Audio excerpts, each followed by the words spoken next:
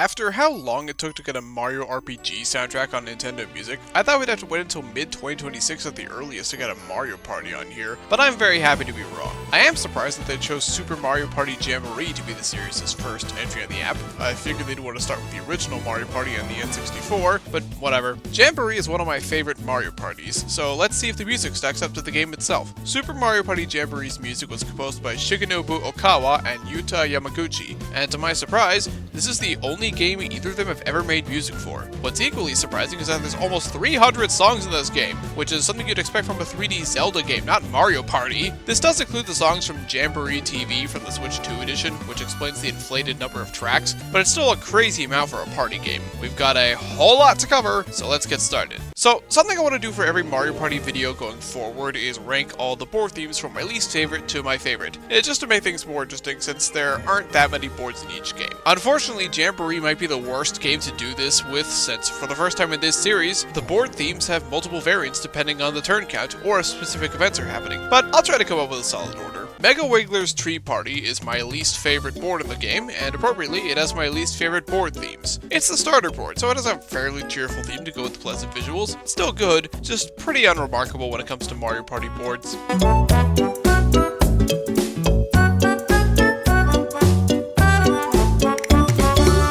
Lagoon's themes are a fusion of tropical instruments and jazz, and while most Mario Party water or beach boards have relaxing music, these are a lot more energetic, which I greatly prefer.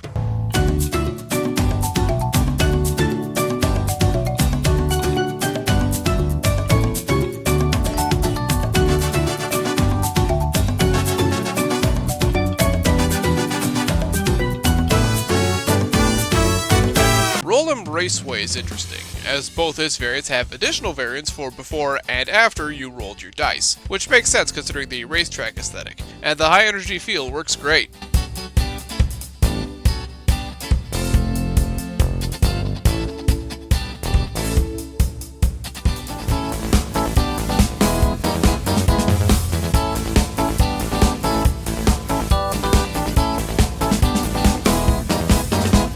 King Bowser's Keep stands out from other Bowser boards by bringing in the intimidating heavy metal that's defined him in other recent Mario games. I'm kinda surprised it took this long to do that, but I'm very pleased with the results.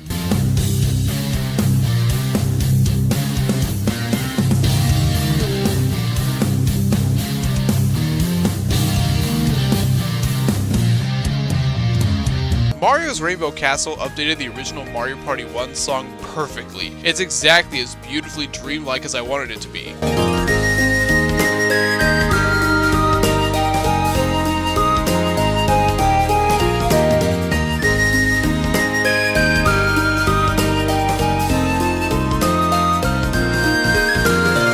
When Imposter Bowser takes over, it turns into an imposing synth metal version of the song that somehow still keeps the feel of Mario's Rainbow Castle, which is really cool.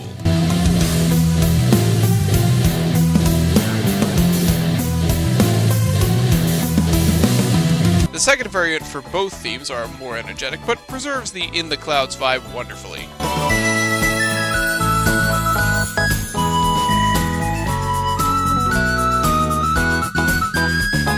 Similarly, Western Land from Mario Party 2 gets the Wild West style down perfectly. It really feels like this song was meant to be played with live instruments, making one of my favorite Mario Party board themes even better.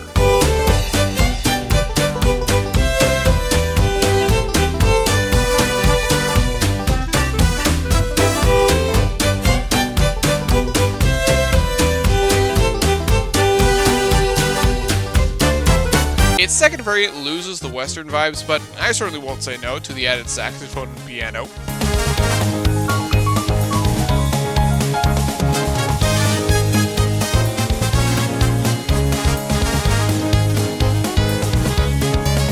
Rainbow Galleria is the highlight of the entire game. The piano and chimes blend together for an infectiously cheery track that rivals Coconut Mall, and makes for one of the very best board themes in the entire series.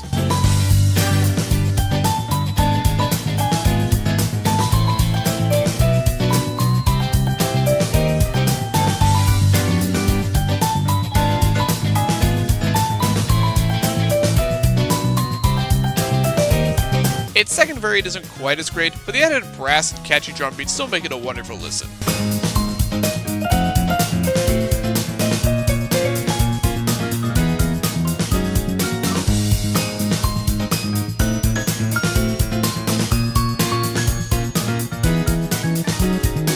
Overall, these 4 themes are really good. Mega Wiggler's Tree Party is pretty plain, but the other 6 are all great and stand out very strongly among the rest in the series. Up next, we have the songs from Party Planner Trek, the obligatory single-player story mode most people haven't played, and this is where the boss minigames come in. I initially wasn't going to talk about these, but since I plan to talk about the boss themes for Mario Party 9, Island Tour, and 10 when they show up, I might as well give them a mention. Dragon Eel Slayers combines fun synths with a fun drum beat for a solid enough boss theme, even if I don't think it fits the enemy itself.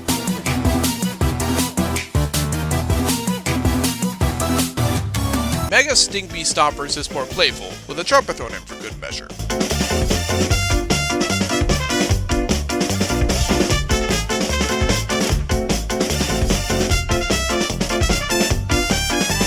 Mega Rocky Wrench Wreckers mixes disco and jazz together for some reason, and surprisingly it works. It's probably my favorite of the boss themes.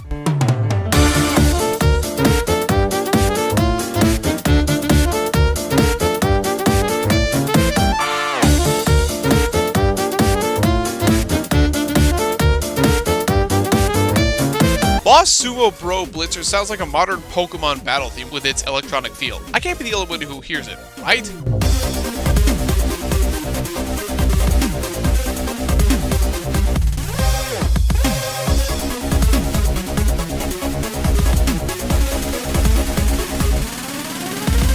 Bowser Crashers is fine, it's just too repetitive for my liking.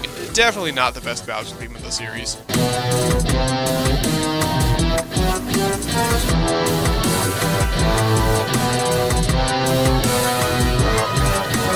The boss minigame themes are okay. I forgot they existed before, and I'll probably go back to forgetting they exist pretty quickly. With those out of the way, let's move on to the different multiplayer modes Jamboree has to offer. First up is Rhythm Kitchen, where you play all the rhythm minigames. All the songs in this mode are solid. They kinda have to be since you're playing to the rhythm, but a lot of them blend together for me. The ones that stand out to me are Spread and Butter with its southern vibe,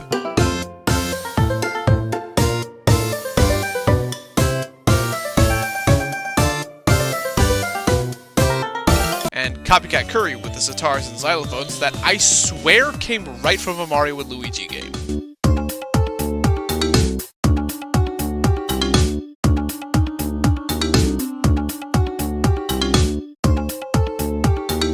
The songs from Paratroopa Flight School are light and whimsical as you'd expect, not super memorable, but they work for just flying around without a care in the world.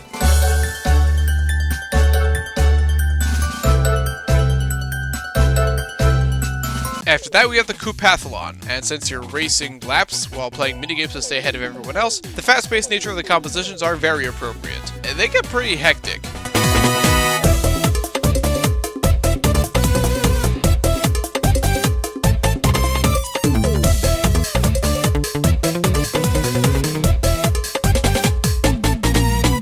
And then Imposter Bowser crashes the party, and suddenly, the orchestral rock comes swinging in to make things more intense.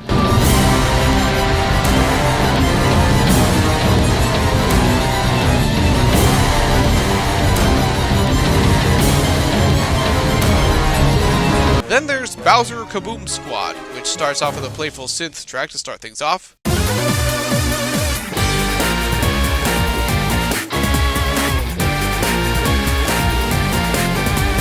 But when you get Imposter Bowser down to half health, the track becomes much angrier as he rampages around trying to hunt you down.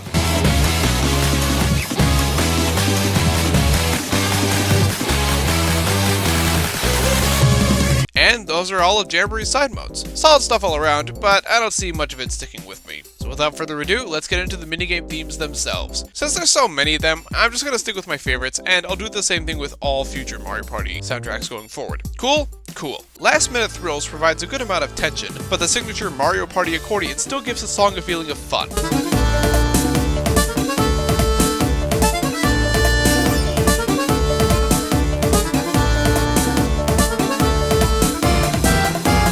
Keep Your Cool is really bouncy. It reminds me a lot of the minigame themes from the GameCube games.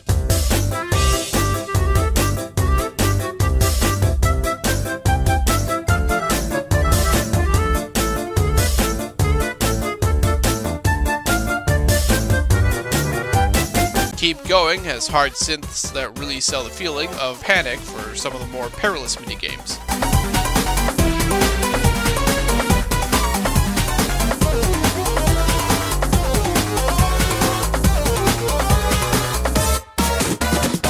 think really hard has what I can only describe as electronic circus instruments. It's a very unique sound that I don't think I've heard before.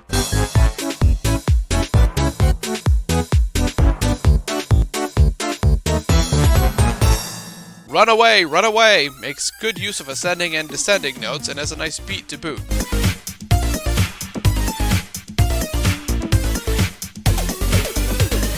Happier Together? You got that right. This is one of the happiest minigame themes in the series. It'll instantly put you in a good mood, unless you're losing the minigame.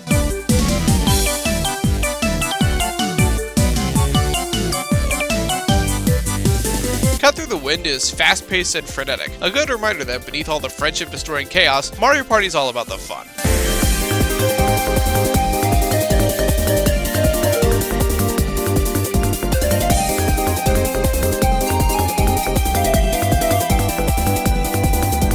Try Hard, folks returns from Mario Party 4, and the higher quality instruments add greatly to the sense of energy.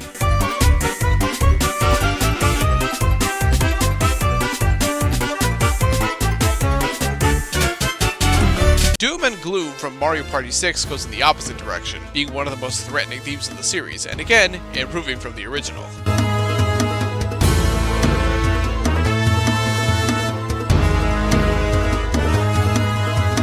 The Wide Ocean from Mario Party is remixed with live instrumentation, but still keeps the bounciness of the original intact.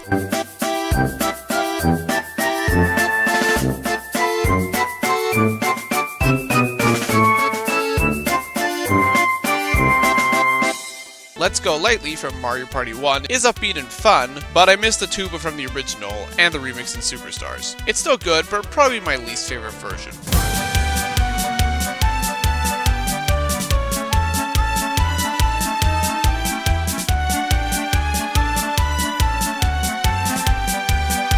Slowly Yet Surely from Mario Party 4 brings out the accordion and trumpets for a very cheerful rendition of this classic.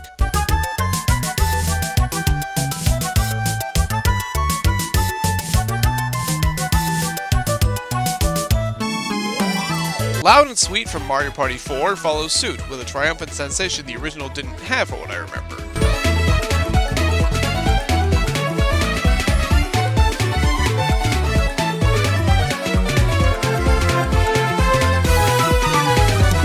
And Rolling About from Mario Party 5 is pure chaotic fun, perfect for the triumphant return of one of the series' best minigames.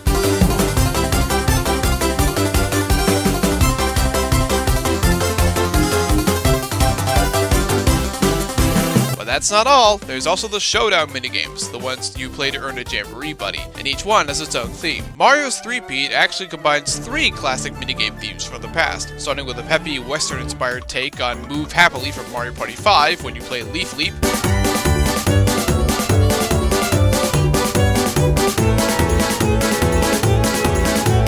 before moving to a super energetic remix of Couldn't Be Better from Mario Party 1 when playing Bumper Balls,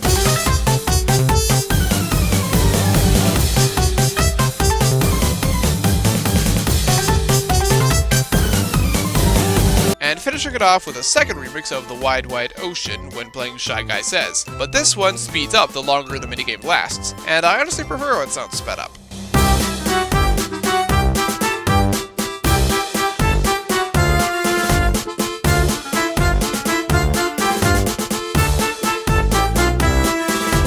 Luigi Rescue Operation is fittingly suspenseful for what's basically a bunch of escape room puzzles, but still has that Mario Party sense of fun.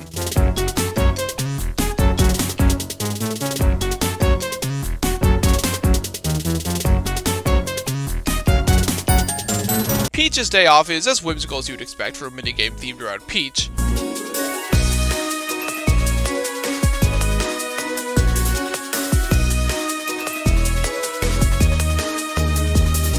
While Daisy's Field Activity kicks up the energy a notch for a more athletic minigame for the more athletic princess.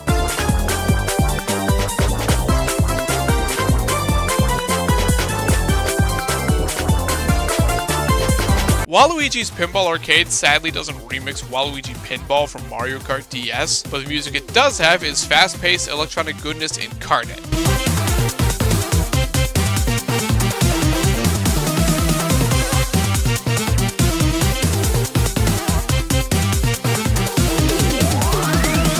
Angelina's Radical Race starts out with a playful theme for snowboarding down a mountain at night.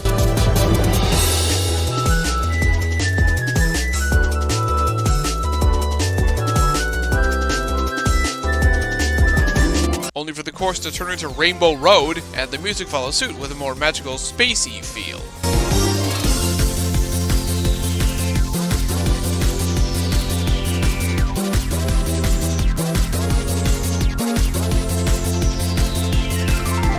The credits theme is also really nice, providing a satisfying, even somewhat emotional end to one of the best Mario Party games to date.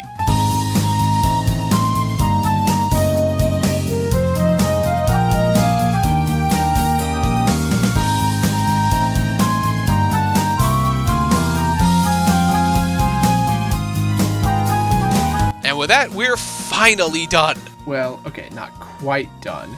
There's still the Jamboree TV stuff, but as of now, no one's uploaded the songs to YouTube, so I can't download them and put them in the video, so sorry. Tell you what, when people do put them up, I promise I will go back and talk about them. I now understand why there's nearly 300 tracks in this game. There's just so many modes and so many events that could go on in each one. After listening to the entire soundtrack, I can now confirm that Super Mario Party Jamboree has my favorite Mario Party soundtrack, and it's not even close. The board themes are the strongest of the series as a package, the minigame themes are very solid throughout, and even the side modes have some fun stuff. It's not spectacular or anything, I would never put this among the true greats, but I was pleasantly surprised with how much I enjoyed it. You're going to think I'm insane for this, but I'm putting Super Mario Party Jamboree plus Jamboree TV at spot number 26, behind The Legend of Zelda Tears of the Kingdom, but ahead of Ocarina of Time 3D. Ocarina of Time soundtrack is definitely more iconic, and its highs like Gerudo Valley and The Last Battle outshine Jamboree's, but Jamboree has more songs that I'd want to listen to on my own than Ocarina of Time, and it certainly has a beat in terms of song count. That said, I think Tears of the Kingdom's highs are just too high for Jamboree to beat it, even if a lot of its music is more ambient, and the ones just above it, like Super Mario Bros. Wonder, Splatoon 3, and Star Fox 64, are just more consistently high tier throughout in my opinion. But the fact that a Mario Party game still got this high is still very impressive, especially since, again, this was both composers' first game. That's wild, and another reason this app should credit them sooner rather than later. I'll see you next time for the next episode of Nintendo Music Weekly. This one was really long, as you can see, so I'm hoping for something shorter next time. Maybe Star Fox or Punch-Out or something. Bye!